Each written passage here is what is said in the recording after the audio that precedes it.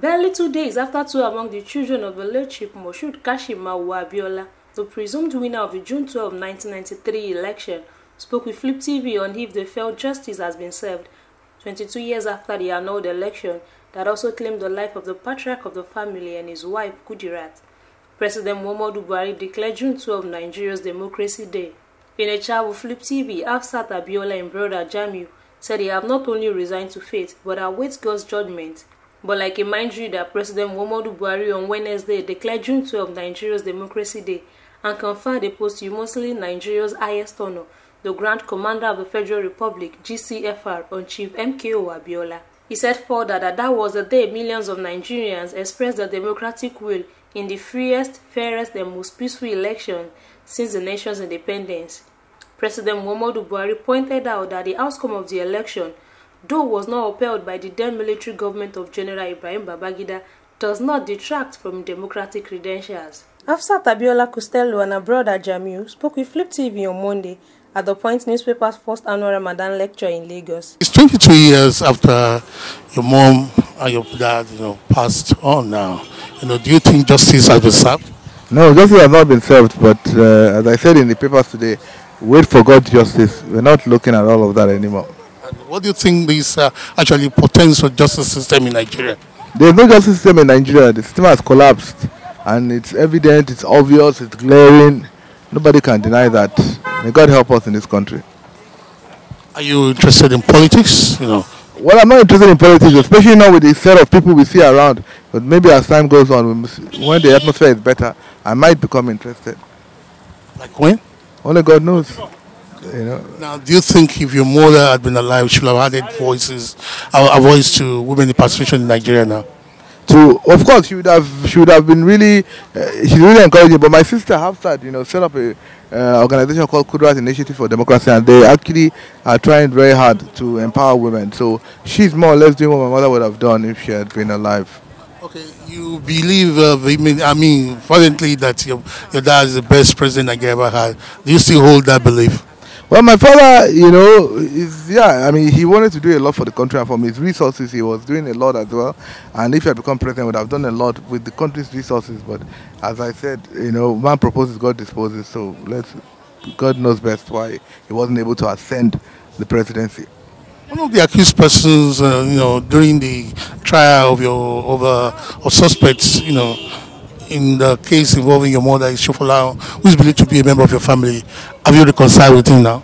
No, he's not a member of family. We don't have to reconcile with him. He has done what he has done, and he was lucky. He's from a country like Nigeria, where there's a lawless, country. Now he has been set free, so we don't have anything to reconcile with him. We'll leave him to his conscience.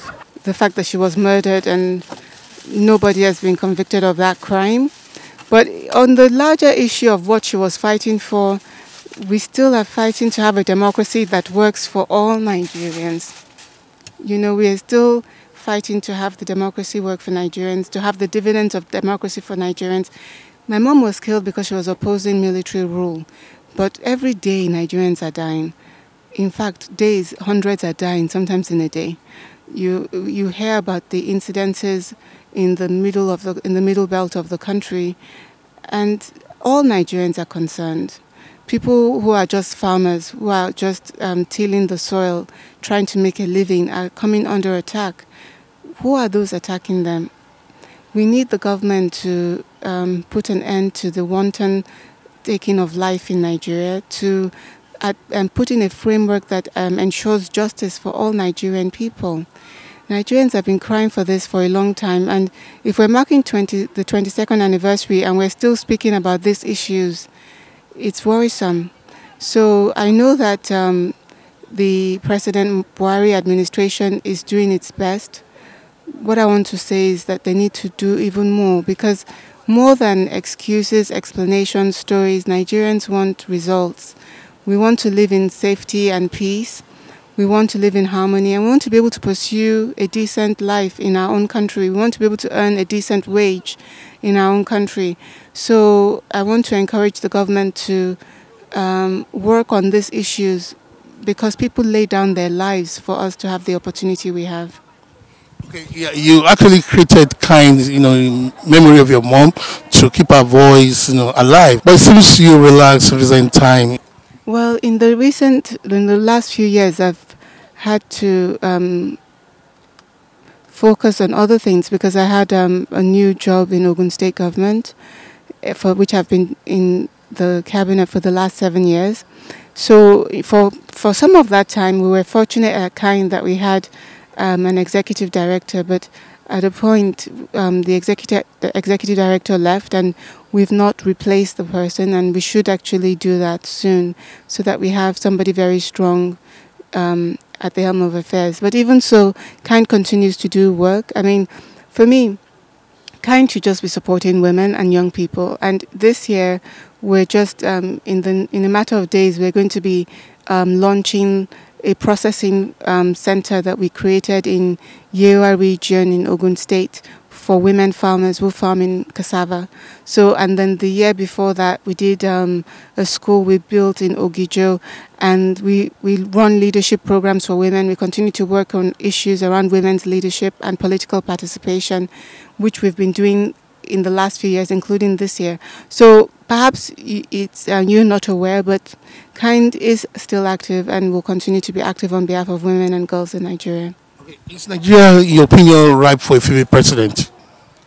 Well, I think that wherever you need people who wherever the situation calls for a lot of work and little ego, is ripe for a woman to lead, because women are workhorses. They work round the clock, and they are used to thankless jobs where you're not taking a huge amount for yourself, and that's what we need in Nigeria's leadership. So yes, we need a woman that will come and serve in that leadership capacity as president. We not only need a woman serving as president of Nigeria, we need women, at least 50% of every decision-making body in Nigeria. We need women.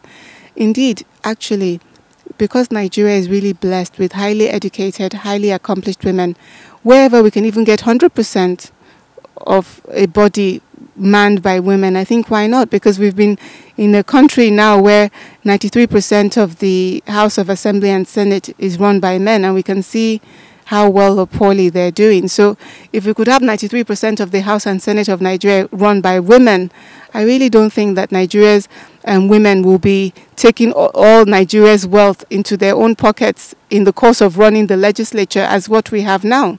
So I think that the poor performance of men is a real cry for women's leadership.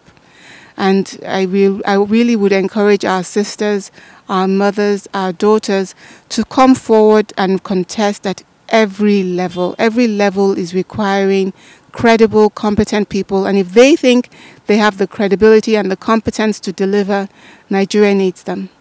Our body be like engine, we're supposed to rest well. If you no rest, you go pafuka.